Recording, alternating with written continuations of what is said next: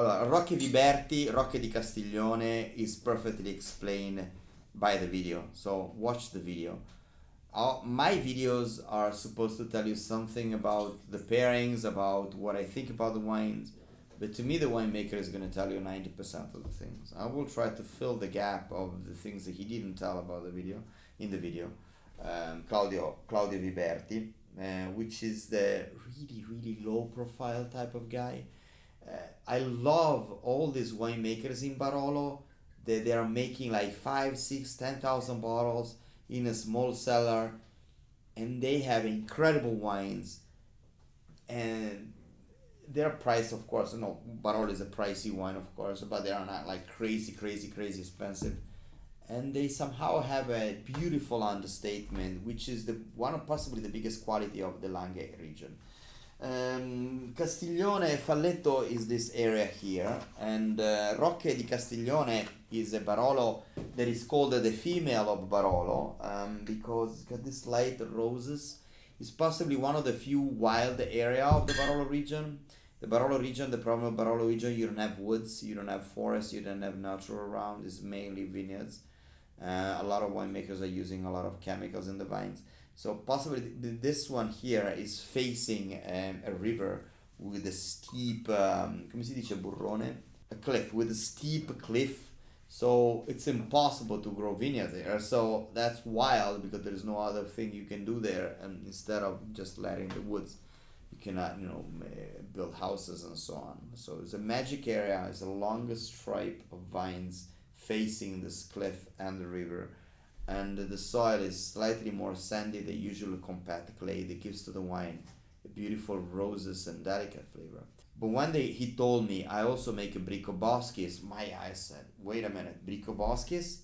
Bricco Boschis to me is one of the most important. Brick means the higher part of the hill, so it's the Grand Cru of Barolo. Even if there is no Grand Cru in Barolo, some of the winemakers are complaining of the fact there is no Grand Cru or Premier Cru or Village.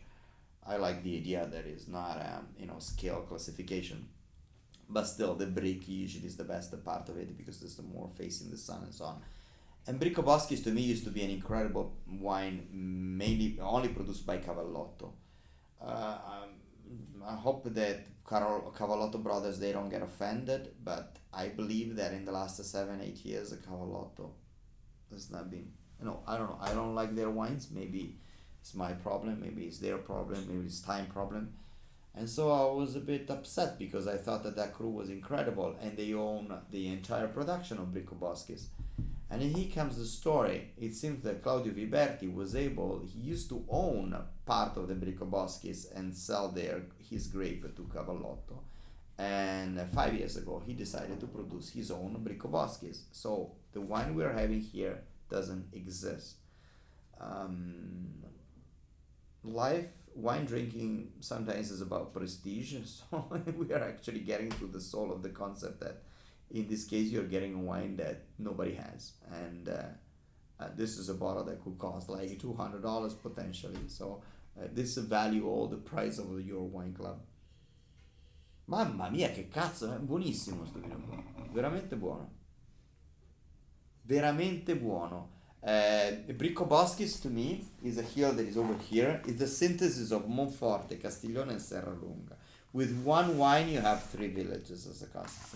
Powerness, balsamic, this strong eucalypt. Again, you have the rustic of Castiglione, a bit of a mushroom and wet soil of Monforte, and the balsamic and the elegance and the gothic aftertaste of Serralunga d'Alba. Che bello che è sto qua. Ma te lo ricordi? A me era piaciuto un sacco questo qua. Mamma mia. Ragazzi, ma l'abbiamo dato nel wine club sto qua. Siamo dei coglioni. È finito. Cazzo è buono.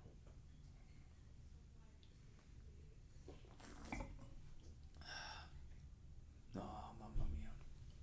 Allora no, it's done. No, please. I cannot really. I know that I'm supposed to be a writer.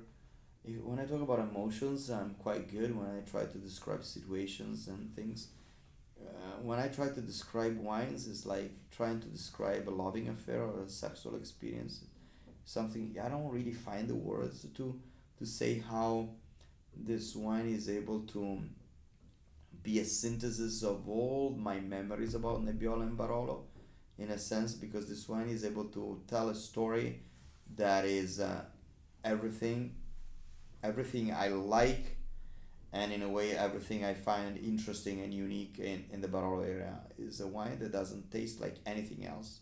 The tannins are perfectly melted in the front part of the teeth, balsamic, a bit of acidity on the side. Ah, I don't want to geographically describing this one because this doesn't really make sense. Ma senti che roba, perché I'm in love with this wine. I'm seriously, I'm not saying because of the video, I'm really in love with this wine. È veramente un grandissimo vino questo qua, cazzo. Questo qui è cazzo. I think this is, trust me, this is stays on the same side of a Monfortino.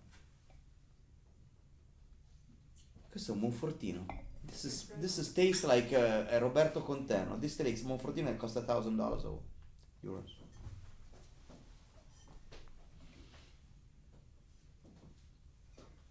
Che bello. Not a single hint of fruit again. We have this nice challenge. Eh? Ciao. Cheers, mate. So, I don't know, it's really young. Most of you will find this one a bit dry. I don't like it. It's too bitter. It's too acidic. Oh, come on. Just take your time. Drink less Coke, more wine.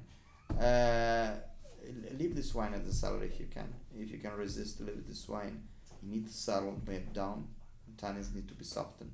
About wine pairing here, this is at this time 2015 warm vintage, slightly bit dark tanning. This is a wine that needs to be paired with a bit of a fat cheese, something that seems to balance the tannins, so something fat, something sweet, and not in the sense of sugar, in the sense of meat, in the sense of like a parmigiano, a good parmigiano.